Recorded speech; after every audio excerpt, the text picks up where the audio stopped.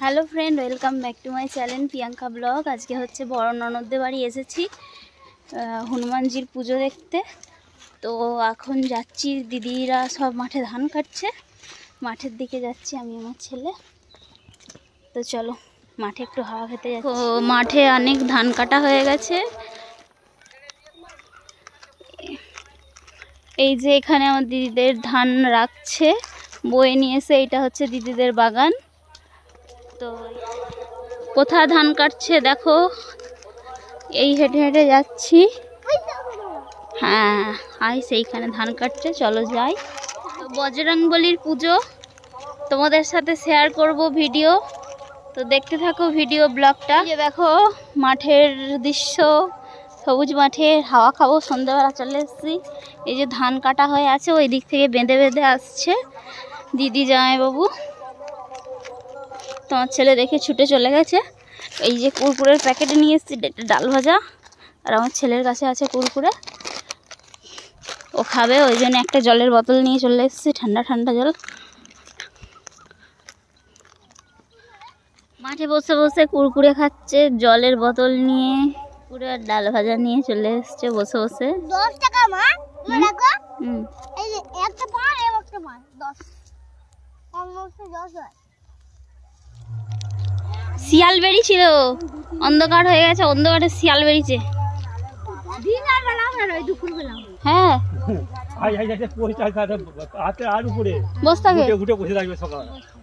দেখো কিরকম চাঁদ উঠেছে, দেখেছো কত সুন্দর মাঠের দৃশ্য। সন্ধ্যেবেলা গরম লুচির সাথে ঘুগনি আর চা, দুধ চা। তো সন্ধ্যেবেলা টিফিন করে আমরা বেরিয়ে পড়েছি তিনজনে মিলে ঠাকুরের দেখতে যাব বলে। তো ওখানে হচ্ছে অনেকেই হচ্ছে ঠাকুর আনতে গেছে, তো সবাই নেচে নেচে আসছে, আমাদের একটু যেতে দেরি হয়ে গেল, প্রায় সামনাসামনিই চলে এসেছে। তো আমরা ঘর থেকে বেরিয়ে পড়েছি। এই দেখো মাঠের কাছে এসে গেছি। তো এখানে দেখো সব ক্লাবের সদস্যরা একই রকম ড্রেস পরে, সব হাতে পতাকা নিয়ে নাচানাচি করছে, খুব আনন্দ করছে। অনেক দূর থেকে ঠাকুর আনছিল, এটা হচ্ছে মাঠের সামনে চলে এসছে। তো এখানে এসে সব নাচানাচি করছে, গানটা হচ্ছে ভারত কা বাচ্চা বাচ্চা জয় জয় শ্রীরাম বলেগা। এটা হচ্ছে আগের দিনের ভিডিও, হচ্ছে যে যখন ঠাকুর আনতে গেছিলো, হনুমানজি পুজোর আগের দিনের ভিডিও এটা। সবাই ঠাকুর আনতে গেছিলো, সেই ভিডিওটা আমি করেছিলাম। তো আগের দিন ছাড়া হয়নি যেহেতু, সেই জন্য ভাবলাম আজকে তোমাদের সাথে শেয়ার করি।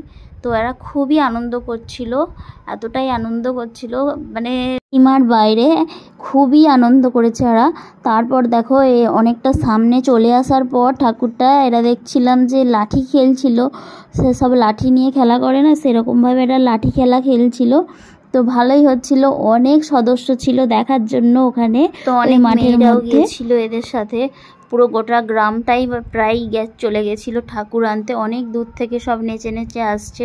তো দেখার জন্য আমরাও গিয়েছিলাম।